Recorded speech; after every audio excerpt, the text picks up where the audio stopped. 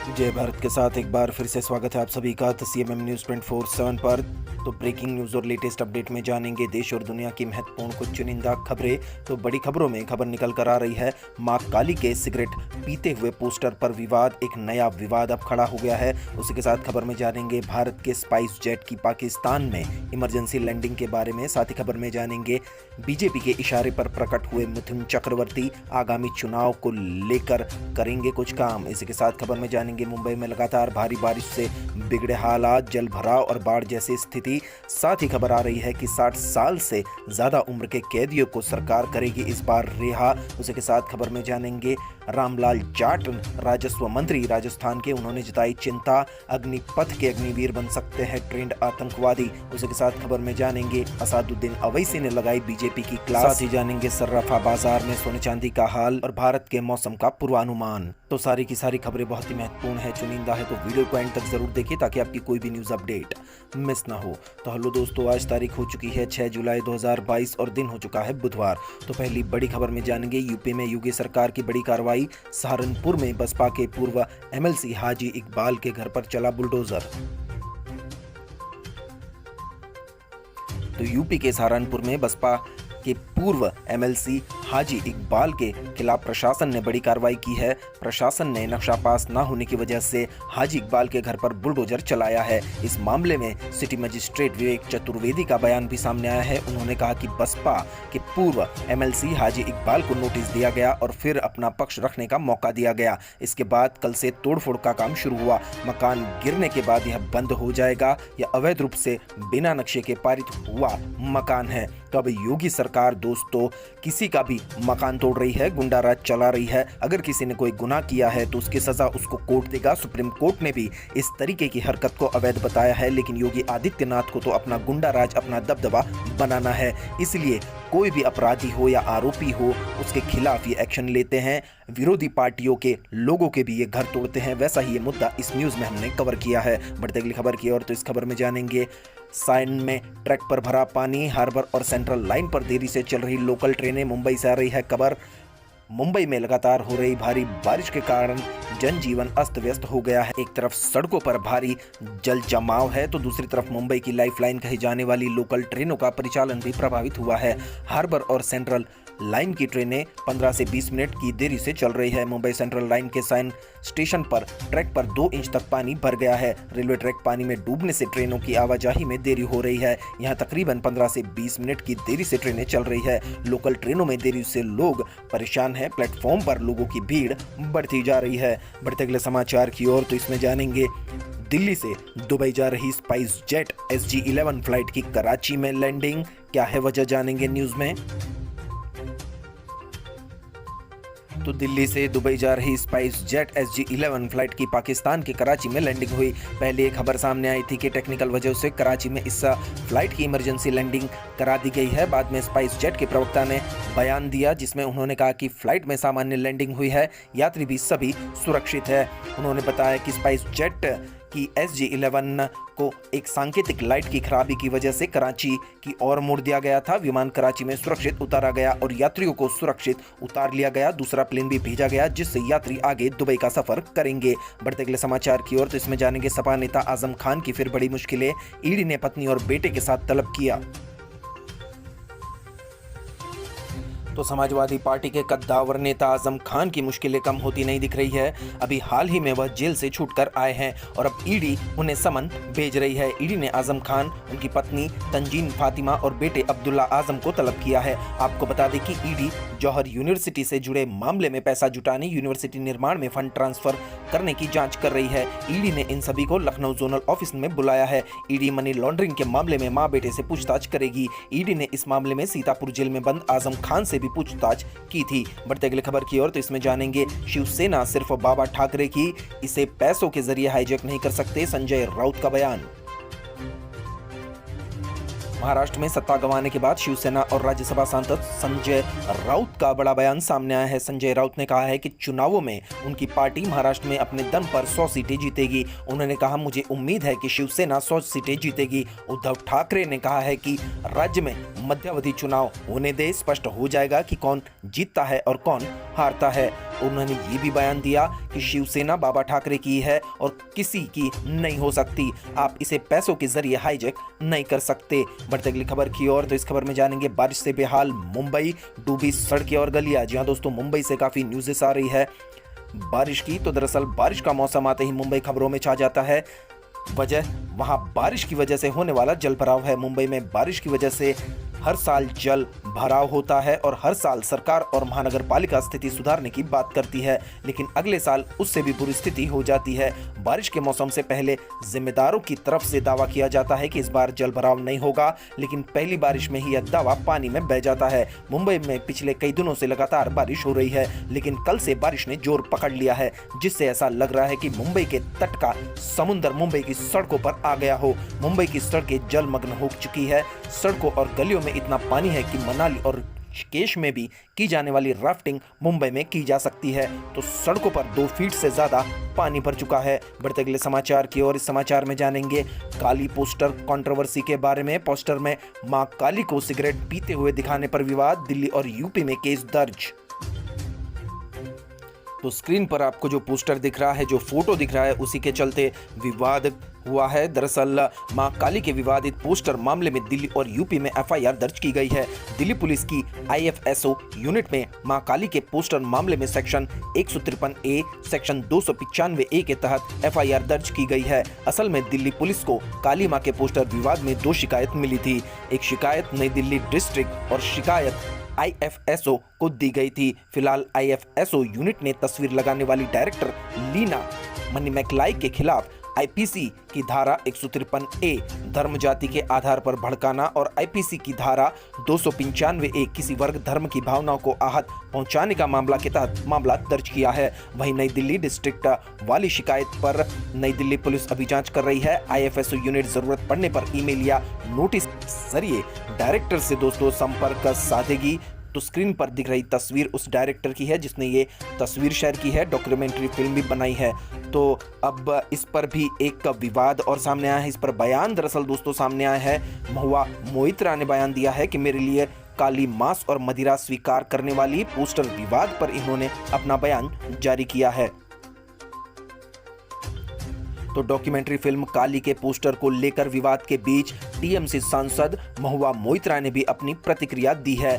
India today conclave east 2022 के दूसरे दिन महुआ मोइत्रा ने डॉक्यूमेंट्री फिल्म काली के पोस्टर का बचाव करते हुए कहा, काली के कई स्वरूप है, रूप है। मेरे लिए काली का मतलब मांस प्रेमी और शराब स्वीकार करने वाली देवी है। लोगों की अलग अलग राय होती है, मुझे इससे लेकर कोई परेशानी नहीं है। महुआ मोइत्रा ने कहा कि आप अपने भगवान को कैसे देखते हैं।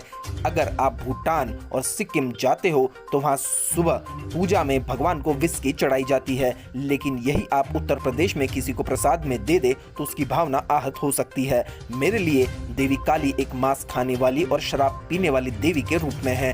देवी काली के कई स्वरूप है। मुझे मेरी काली को मेरे हिसाब से देखने की आजादी है। बढ़ते अगली खबर की ओर, तो इस खबर में जानेंगे सरकार का बड़ा फैसला, 60 साल से अधिक उम्र के कैदियों की रिहाई जल्द। तो दोस्तों, सरकार आज़ादी का अमृत महोत्सव के तहत 50 साल से अधिक उम्र की जिन महिला एवं ट्रांसजेंडर दोषियों को सजा दी गई है, उनकी सजा कम करने की योजना बना रही है। जिनका व्यवहार अच्छा है, सरकार 60 वर्ष से अधिक उम्र के उन पुरुष कैदियों और दिव्यांग बंदियों को भी इस योजना का लाभ देगी। उन्होंने अपनी आधी से अधिक सजा जिन्होंने पूरी कर ली है, जो गरीब या निर्धन कैदी है जो सजा पूरी कर चुके हैं लेकिन धन के अभाव में जुर्माना ना भर पाने के कारण अभी भी जेल में हैं, उन्हें जुर्माने से छूट का लाभ दिया जाएगा। गृह मंत्रालय ने बताया कि यह योजना उन कैदियों पर लागू नहीं होगी जिन्हें मौत या आजीवन कारावास की सजा दी गई है या जिन पर बलात्कार, आतंकवाद, दहेज हत्या और धन शोधन के आरोप लगाए गए हैं। देखते अगली न्यूज अपडेट, तो इसमें जानेंगे अमरनाथ यात्रा के बारे में। खराब मौसम के चलते रोकी गई अमरनाथ यात्रा, 65,000 से ज्यादा श्रद्धालुओं ने किए दर्शन। तो अमरनाथ यात्रा को खराब मौसम के चलते अस्थायी तौर पर रोक दिया गया है। अधिकारियों ने ये बताया है कि पहलगाम और बालटाल दोनों तरफ से पवित्र गुफा की ओर यात्रियों का आवागमन फिलहाल रोक दिया गया है। बताया जाता है कि बारिश और मौसम प्रतिकूल रहने के चलते यह फैसला लिया गया है। जैसे ही मौसम में सुधार होगा, यात्रा फिर से शुरू हो जाएगी। वहीं अधिकारियों ने बताया कि अब तक तकरीबन 65,000 श्रद्धालु पवित्र गुफा के दर्शन कर चुके हैं। बढ़ते अगली खबर की ओर, तो इसमें जानेंगे मुंबई की बारिश के बारे में। फिर से दोस्तों मुंबई से खबर आ रही है। मुंबई के लिए अगले 4 दिन बेहद भारी है। मौसम विभाग ने येलो अलर्ट जारी किया है। देर रात से हो रही है रुक रुक कर बारिश। तो मुंबई की तस्वीरें आप देख सकते हैं। जलभराव हो गया है मुंबई की सड़कों पर। तो मुंबई वालों के लिए अगले 4 दिन बेहद भारी साबित होने वाले हैं। मौसम विभाग ने अगले 4 दिनों के लिए भारी बारिश का अनुमान जताते हुए येलो अलर्ट जारी किया है। इस बीच शहर में देर रात से रुक रुक कर तेज बारिश हो रही है। बांद्रा साइंटी जंक्शन के पास तेज बारिश के बाद जलभराव होना शुरू हो गया है। वहीं मौसम विभाग के अनुमान के मुताबिक दोपहर समंदर में हाई टाइड आ सकता है। इस दौरान 13.5 फीट तक ऊंची लहरें उठ सकती है। महाराष्ट्र में भारी बारिश की चेतावनी को देखते हुए सीएम एकनाथ शिंदे ने मुख्य सचिव मनु कुमार श्रीवास्तव से दोस्तों बात की है। सीएम ने सभी जिलों के पालक सचिवों से उनके जिलों में जाकर बारिश की स्थिति पर नजर रखने और एहतियातन कदम उठाने के आदेश दिए हैं। आपको बता दें कि मुंबई गोवा हाईवे भी जाम हो चुका है और वही येलो अलर्ट भी जारी कर दिया गया है। बढ़ते अगली खबर की ओर, तो इस खबर में जानेंगे छत्तीसगढ़ के सीएम भूपेश बघेल ने केंद्र सरकार पर साधा निशाना। केंद्रीय जांच एजेंसियों के दुरुपयोग का लगाया आरोप। जहां दोस्तों केंद्र में बीजेपी की सरकार है और बीजेपी की सरकार ईडी, न्यायतंत्र हो या सीबीआई जैसे संस्थान जो है सरकारी संस्थान, उनका दुरुपयोग कर रही है। अपने विरोधियों पर, अपने खिलाफ बोलने वालों पर या आलोचना करने वालों के घर या तो रेड मारी जाती है या बुलडोजर से उनके घर को तोड़ा जाता है। तो केंद्र सरकारी संस्थानों का दुरुपयोग कर रहा है, एजेंसियों का दुरुपयोग कर रहा है। ये छत्तीसगढ़ के सीएम ने उन पर तोहमत लगाई है, उन पर आरोप लगाया है। तो ये आरोप काफी हद तक सच भी लगता है। बढ़ते अगली खबर की ओर, तो इस खबर में जानेंगे डीएम के नेता ए राजा ने दिया विवादित बयान। स्वतंत्र तमिलनाडु की मांग के लिए ना करे बाध्य।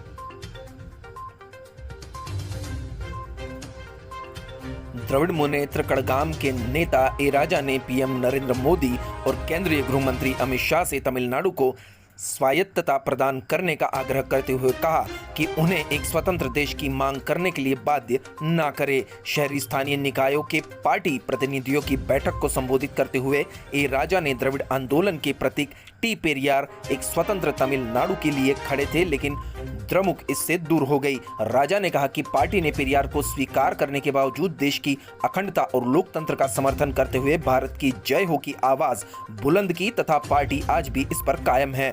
उन्होंने कहा कि मैं अमित शाह और पीएम से अत्यंत विनम्रता से कह रहा हूं कि हम अपने पूर्व सीएम और डीएमके के संस्थापक सीएन अन्नादुरै के रास्ते पर है, हमें पेरियार की राह पर ना धकेले। उन्होंने फिर कहा कि उनकी पार्टी को एक अलग देश की मांग करने के लिए विवश नहीं किया जाए और राज्य को स्वायत्तता दे दी जाए। बढ़ते अगली खबर की ओर, तो इस खबर में जानेंगे होटल रेस्टोरेंट सर्विस चार्ज के बारे में। जहां दोस्तों सर्विस चार्ज लेने के लिए होटल रेस्टोरेंट नहीं कर सकते बाध्य। कस्टमर चाहे तो इसकी शिकायत भी कर सकते हैं।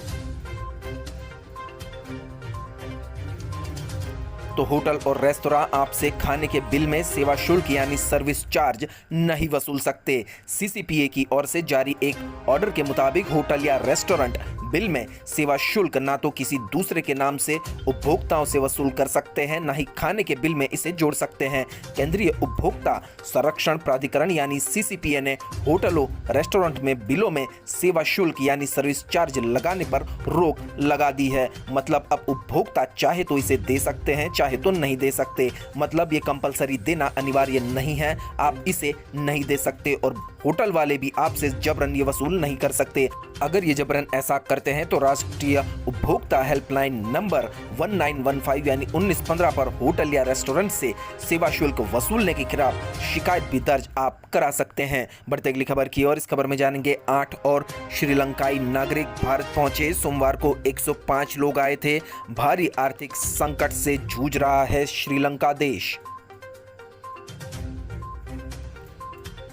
तो भारी आर्थिक संकट से जूझ रहे श्रीलंका से परेशान नागरिकों के भारत आने का सिलसिला मंगलवार को भी जारी रहा। स्वदेश में लगातार मुश्किल होते हालात से निपटने में असमर्थ 2 श्रीलंकाई परिवारों के 8 सदस्य मंगलवार को रामेश्वरम पहुंचे, जिनमें बच्चे भी शामिल हैं। इससे पहले 105 श्रीलंकाई नागरिक समुद्र मार्ग से सोमवार को भारत आए थे। अधिकारियों के मुताबिक मंगलवार को स्थानीय मछुआरों ने श्रीलंका से नाव के जरिए 8 लोगों को अरिचल मुनाई में फंसे देखा। उसके बाद उन्होंने समुद्री पुलिस को इसकी सूचना दी। अधिकारियों ने बताया कि समुद्री पुलिस ने 8 श्रीलंकाई नागरिक को बचाया और आगे की जांच के लिए धनुषकोडी ले आई, जिसके बाद उन्हें मंडपम शरणार्थी शिविर में भेज दिया गया। बढ़ते अगली खबर की ओर, तो इस खबर में जानेंगे रिटायर्ड जज, ब्यूरोक्रेट्स और सेना के अधिकारियों ने चीफ जस्टिस ऑफ इंडिया को लिखा पत्र। नुपुर शर्मा मामले में सुप्रीम कोर्ट ने लांघी लक्ष्मण रेखा, ऐसा भी कहा। तो दोस्तों, अब आप देख सकते हैं कि बीजेपी के राज में कैसे लोग गुटबाजी करके अब सुप्रीम कोर्ट पर भी दबाव बना रहे हैं, न्याय तंत्र पर भी दबाव बना रहे हैं। ये नुपुर शर्मा ही है जिनके कारण पूरे भारत में सांप्रदायिक माहौल बिगड़ा है। सुप्रीम कोर्ट ने यह बयान दिया है, तो अब ये लोग सुप्रीम कोर्ट को, ये बीजेपी आरएसएस वाले सुप्रीम कोर्ट को ही अब गलत ठहरा रहे हैं। इन्होंने नौकरशाहों को इकट्ठा किया है और उनके जरिए एक चिट्ठी भिजवाई है चीफ जस्टिस ऑफ इंडिया को। बढ़ते अगली खबर की ओर, तो इस खबर में जानेंगे उपराष्ट्रपति चुनाव के लिए नामांकन प्रक्रिया आज से शुरू, 6 अगस्त को होगा मतदान। तो चुनाव आयोग ने मंगलवार को बड़ी घोषणा की, जिसमें आयोग ने बताया कि उपराष्ट्रपति चुनाव के लिए 6 अगस्त को मतदान होगा। उपराष्ट्रपति चुनाव के लिए नामांकन दाखिल करने की प्रक्रिया यानी 5 जुलाई से तो शुरू हो गई है। फिर भी उपराष्ट्रपति पद के उम्मीदवार इसके लिए 19 जुलाई तक अपना नामांकन दाखिल कर सकते हैं। नामांकन पत्रों की जांच 20 जुलाई तक होगी। इसकी अंतिम सूची 22 जुलाई को प्रकाशित की जाएगी। आपको बता दें कि उपराष्ट्रपति वेंकैया नायडू का कार्यकाल 10 अगस्त को समाप्त हो रहा है। उपराष्ट्रपति चुनाव के लिए निर्वाचक मंडल में 233 राज्यसभा सदस्य, 12 मनोनीत राज्यसभा सदस्य और 543 लोकसभा सदस्य शामिल होंगे। उपराष्ट्रपति पद की नामांकन प्रक्रिया 6 अगस्त को सुबह 10 बजे से शाम 5 बजे के बीच होगी। उसी दिन चुनाव का परिणाम भी आने की उम्मीद है। बढ़ते अगले समाचार की ओर, तो इस समाचार में जानेंगे अवैसी का तंज, ताजमहल नहीं बनता तो 40 रुपए में मिलता पेट्रोल, महंगाई और बेरोजगारी के लिए मुगल जिम्मेदार। जहां दोस्तों, असादुद्दीन अवैसी ने बीजेपी पार्टी पर तंज कसा है, क्योंकि बीजेपी हमेशा भूतकाल के मुगल शासक या नेता जो भी मुस्लिम रहे हैं उन पर दबाव डालती है, उन पर ही सारा दोष डालती है, जैसे कि नेहरू के कारण आज महंगाई है वगैरह वगैरह। बीजेपी ऐसे बचकाने और बिना फालतू के बयान देती रहती है। तो इस पर अब असादुद्दीन अवैसी ने बीजेपी वालों की क्लास लगाई है। ऑल इंडिया मजलिस इत्तेहादुल मुस्लिमीन के अध्यक्ष असादुद्दीन अवैसी ने कई मुद्दों पर मोदी सरकार पर निशाना साधा है। महंगाई से लेकर बेरोजगारी के मामले में वो केंद्र सरकार पर बोलने से नहीं चूकते। अवैसी ने एक बार फिर केंद्र सरकार को आड़े हाथों लिया है। अवैसी ने सरकार पर तंज कसा है। उन्होंने कहा है कि देश में महंगाई बेरोजगारी के लिए मोदी नहीं लेकिन मुगल जिम्मेदार है। ताजमहल अगर नहीं होता तो 40 रुपए में मिलता पेट्रोल। AIMIM के ट्विटर हैंडल से अवैसी का एक वीडियो शेयर किया गया है। अवैसी ने एक सभा को संबोधित वो कर रहे थे, उसमें केंद्र सरकार पर तंज कसते हुए उन्होंने कहा कि भारत का युवा अगर बेरोजगार है, महंगाई आसमान छू रही है, डीजल पेट्रोल 100 के पार है, तो यकीनन इसके लिए पीएम मोदी नहीं लेकिन औरंगजेब, मुगल बादशाह अकबर वगैरह वगैरह जिम्मेदार है। बढ़ते अगली खबर की ओर, तो इस खबर में जानेंगे शेयर मार्केट के बारे में। 631 अंकों की उछाल के बाद औंधे मुंह गिरा सेंसेक्स, रुपए में रिकॉर्ड गिरावट। तो शेयर बाजार यानी स्टॉक मार्केट के लिए मंगलवार का दिन भी अमंगलकारी साबित हुआ। कारोबारी सत्र के अंत में शेयर बाजार लाल निशान पर बंद हुआ। मंगलवार को कारोबार बंद होने पर BSE सेंसेक्स में 100 अंकों की गिरावट आई और यह 53,134.35 अंक पर बंद हुआ। निफ्टी का हाल भी कुछ ऐसा ही रहा। यह 24.5 अंक गिरकर 15,810.85 पर बंद हुआ। बढ़ते अगली खबर की ओर, तो इस खबर में जानेंगे आगामी चुनावों को लेकर भाजपा हाईकमान के निर्देश पर अपने राज्य में प्रकट हुए मिथुन चक्रवर्ती। TMC भी हुई सतर्क। वेस्ट बंगाल से आ रही है खबर। तो ऐसे समय में जब भाजपा की बंगाल इकाई में अंतर्द्वंद चरम पर है, एक के बाद एक भाजपा नेता पार्टी छोड़कर तृणमूल कांग्रेस का दामन थाम रहे हैं। इसमें ममता सरकार के खिलाफ पार्टी का कोई भी दांव कारगर साबित नहीं हो रहा। ठीक उसी समय जाने माने अभिनेता व भाजपा नेता मिथुन चक्रवर्ती का अचानक बंगाल की धरती पर प्रकट होना किसी और इशारा कर रहा है, ये तो आप जानते ही हैं। सियासी विश्लेषकों की माने तो भाजपा हाईकमान ने बंगाल नेतृत्व की नाकामी को देखते हुए राज्य में अपने संगठन को फिर से बराबर करने के लिए अच्छा करने का जिम्मा बंगाली बाबू यानी मिथुन चक्रवर्ती को सौंपा है। सोमवार को कोलकाता स्थित भाजपा के राज्य मुख्यालय में मीडिया से मुखातिब हुए मिथुन चक्रवर्ती ने बातों बातों में इस ओर इशारा भी किया। उन्होंने कहा कि वे केंद्र के नेतृत्व के निर्देश पर यहां आए हैं और उन्होंने जो निर्देश केंद्र ने उनको दिया है वैसे ही वे काम करेंगे। मतलब बीजेपी के इशारों पर अब मिथुन चक्रवर्ती काम करेंगे। डिस्को डांसर बीजेपी के इशारों पर नाच भी सकते हैं। बढ़ते अगली खबर की ओर, तो इस खबर में जानेंगे अंडमान और निकोबार में महसूस किए गए भूकंप के झटके।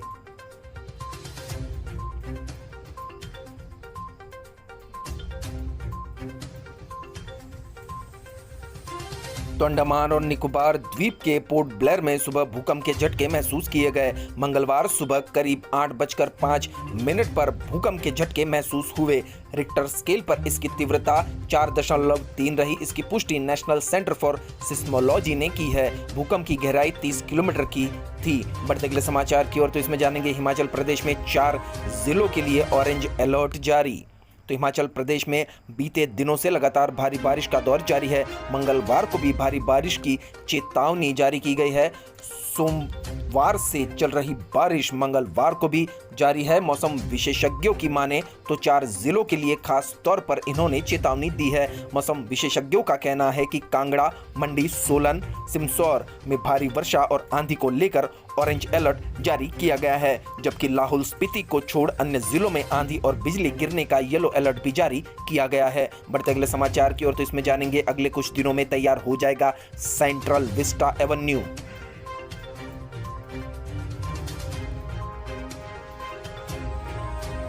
तो लुटियंस दिल्ली में विजय चौक से इंडिया गेट तक बन रहे सेंट्रल विस्टा एवेन्यू का काम जल्दी पूरा हो जाएगा। केंद्रीय आवास एवं शहरी मामलों के मंत्री हरदीप सिंह पुरी ने सोमवार को इसकी जानकारी दी। इतना ही नहीं, उन्होंने इसकी कुछ तस्वीरें भी साझा की है। केंद्रीय मंत्री ने कहा कि राजधानी के लोगों के लिए विस्टा की यादें बेहद ही खूबसूरत और सुकून देने वाली है, क्योंकि वे इसके संरचनात्मक विकास के साक्षी है। उनके मंत्रालय के अधिकारियों ने इस मौके पर कहा कि विस्टा का काम अगले कुछ दिनों में पूरा हो जाएगा। इसकी कोई जरूरत नहीं थी दोस्तों, फिर भी केंद्र सरकार ने इस पर लाखों का करोड़ों का खर्चा किया। बढ़ते अगली खबर की ओर, तो इस खबर में जानेंगे कंटेंट हटाने को लेकर भारत सरकार के साथ बड़ा टकराव, कानूनी दांव पेच की तैयारी में ट्विटर।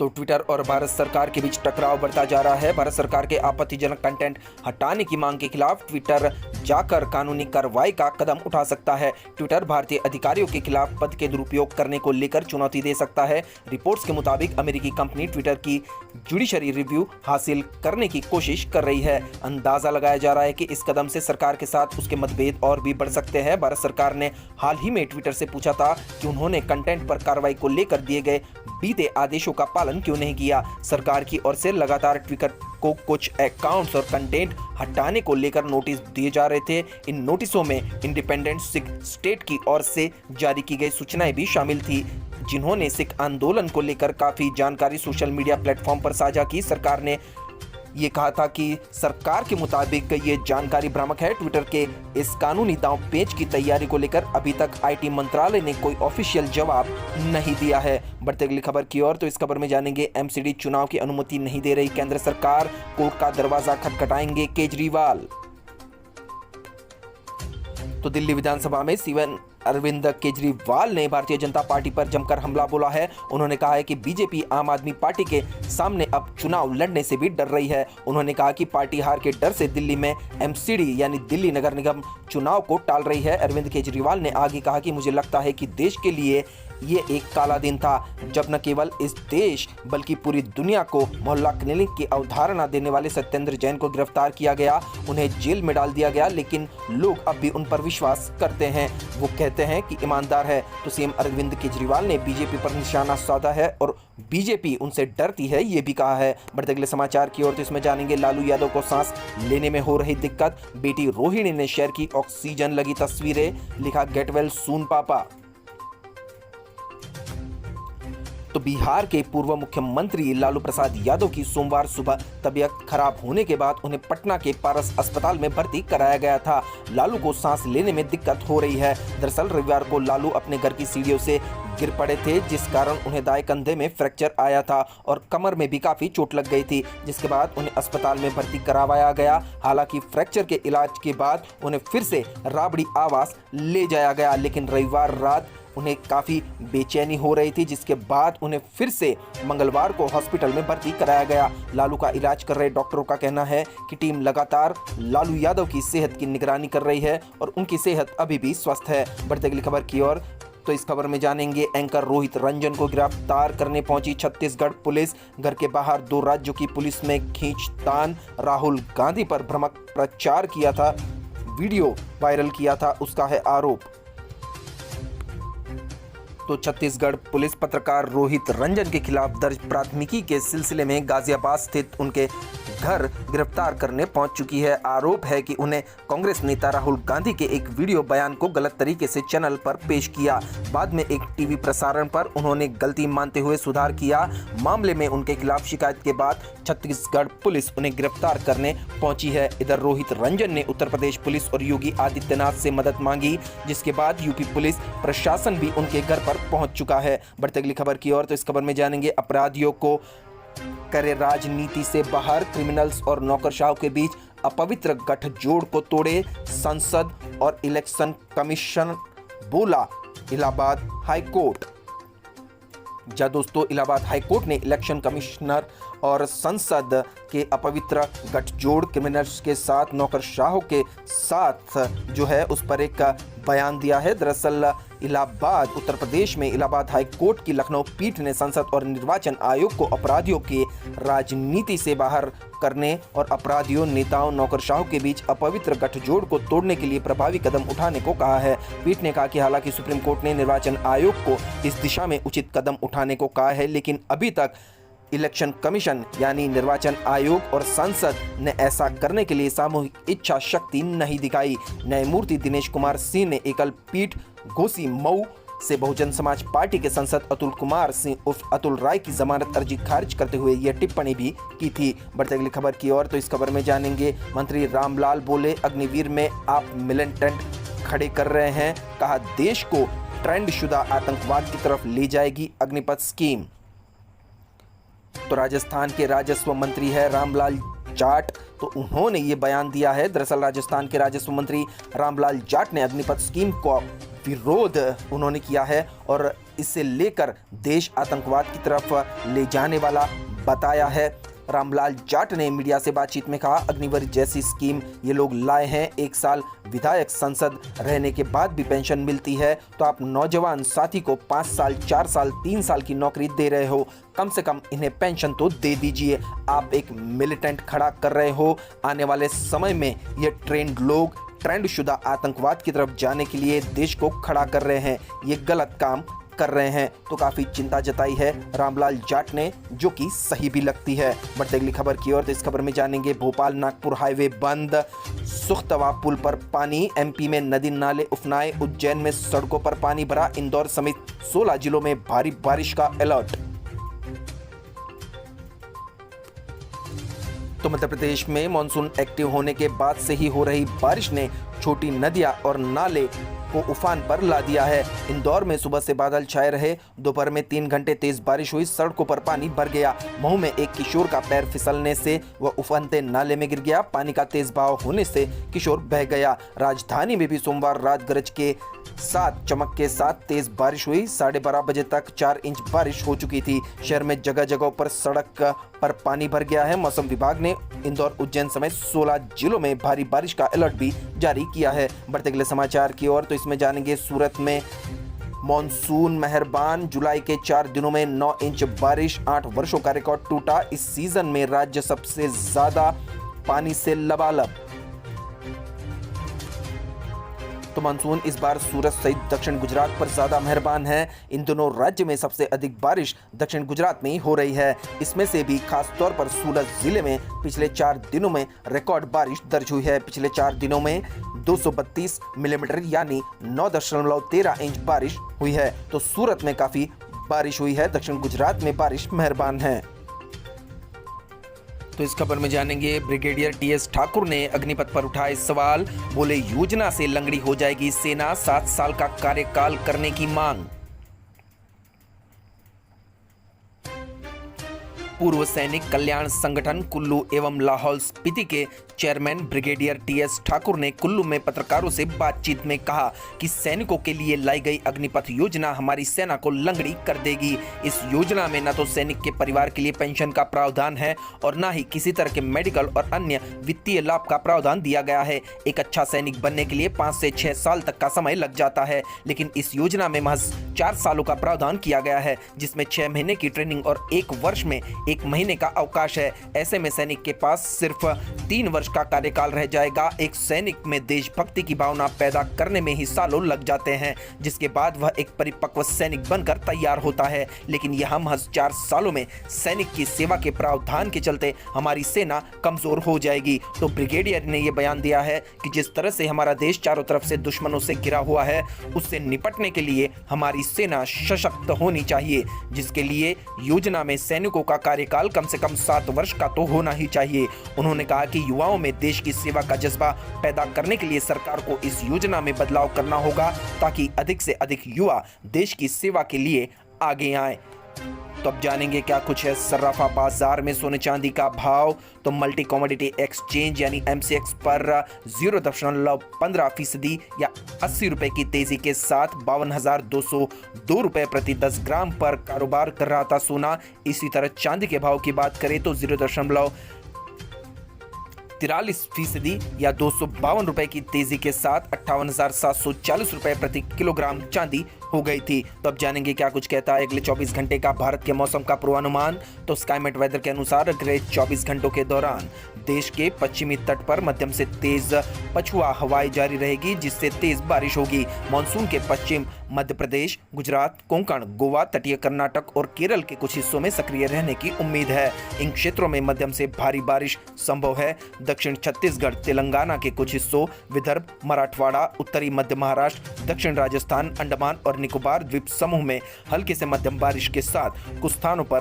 भारी बारिश हो सकती है। ओडिशा में हल्की से मध्यम बारिश के साथ 1 या 2 स्थानों पर भारी बारिश हो सकती है। बात करें पूर्वोत्तर की तो पूर्वोत्तर भारत, उप हिमालय, पश्चिम बंगाल, सिक्किम, आंतरिक ओडिशा, छत्तीसगढ़ के शेष हिस्सों, पूर्वी मध्य प्रदेश, दक्षिण झारखंड, तेलंगाना के शेष हिस्सों, लक्षद्वीप, उत्तराखंड, जम्मू कश्मीर और हिमाचल प्रदेश में हल्की से मध्यम बारिश संभव है। आंतरिक कर्नाटक, तमिलनाडु, उत्तर पश्चिमी उत्तर प्रदेश के कुछ हिस्सों, पंजाब, हरियाणा में हल्की बारिश संभव है। अगले 3 से 4 दिनों के दौरान मुंबई और उपनगरों में भारी बाढ़ की बारिश होने की संभावना है। तो इसी के साथ आज के ब्रेकिंग न्यूज और लेटेस्ट अपडेट यहीं समाप्त होते हैं। वीडियो के एंड तक देखने के लिए आप सभी का बहुत बहुत धन्यवाद। वीडियो अगर अच्छा लगा हो तो चैनल को लाइक कीजिए, शेयर कीजिए, सब्सक्राइब कीजिए, ताकि आपकी आने वाली कोई भी न्यूज अपडेट मिस ना हो। मिलते अगली लेटेस्ट अपडेट के साथ। आपका दिन खुशनुमा रहे। Thank you, take care, good bye, जय भारत।